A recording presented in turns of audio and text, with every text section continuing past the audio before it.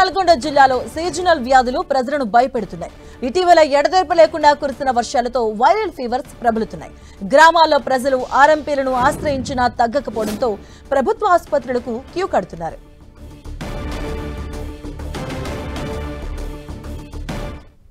దీంతో ఆసుపత్రుల దగ్గర రోగులు బారులు దర్శనమిస్తూ ఉన్నారు. ఇక అవుట్ పేషెంట్ల సంఖ్య భారీగా పెరిగింది. రోగులు భారీగా వస్తూ ఉండడంతో ప్రభుత్వ ఆసుపత్రులు పీహెచ్సీలు రోగులతో నిండిపోతున్నాయి. దీనిపై మరింత సమాచారం మా ప్రతినిధి చంద్రశేఖర్ అందిస్తారు.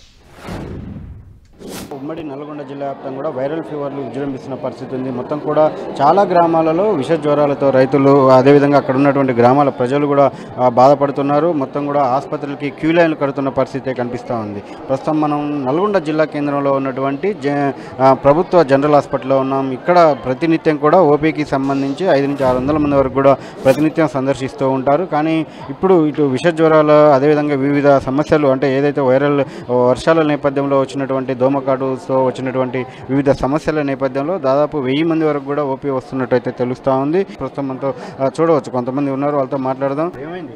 జ్వరం వచ్చింది. ఎన్ని రోజుల నుంచి వస్తుంది? 3 రోజులు. ఇప్పుడైనా చూపించుకోవడం మీ ఊళ్ళో చూపించుకో బయట ప్రైవేట్ కార్డు చూపించిన అంటే షూ చేసారు, తగ్గలేదా? అందుకు గవర్నమెంట్ హాస్పిటల్. వైరల్ ఫీవర్ అంటారు. మరి ఫీవర్ వస్తుంది. ఫీవర్ ఎన్ని రోజులు అవుతుంది? 3-4 డేస్ వస్తుంది.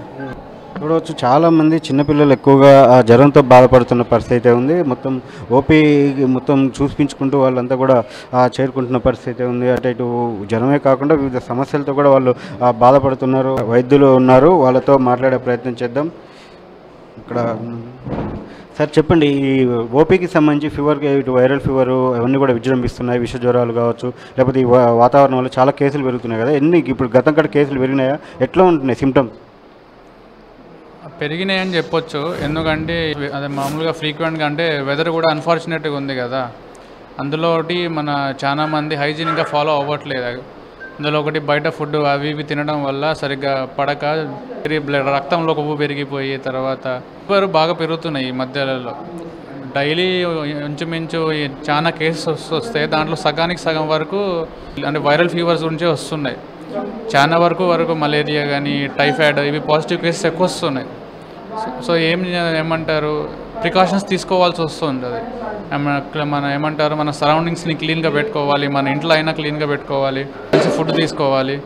కాబట్టి ఇప్పుడున్న సీజన్లో ఎవరికి ఫీవర్ వచ్చినా కానీ ఒక్క రోజు 2 రోజుల్లో తగ్గకపోతే మాత్రం వెంటనే ఇక్కడ జిల్లా కేంద్ర ఆసుపత్రి కానీ లేకపోతే సమీపంలో ఉన్నటువంటి ఏరియా హాస్పిటల్కి ఒక నిపుణులైన వైద్యుని సంప్రదించాలని చెప్పి వైద్యులు సలహాలు ఇస్తున్నారు. కెమెరా పర్సన్ వెంకన్నతో చంద్రశేఖర్, 10 టీవీ, నల్గొండ.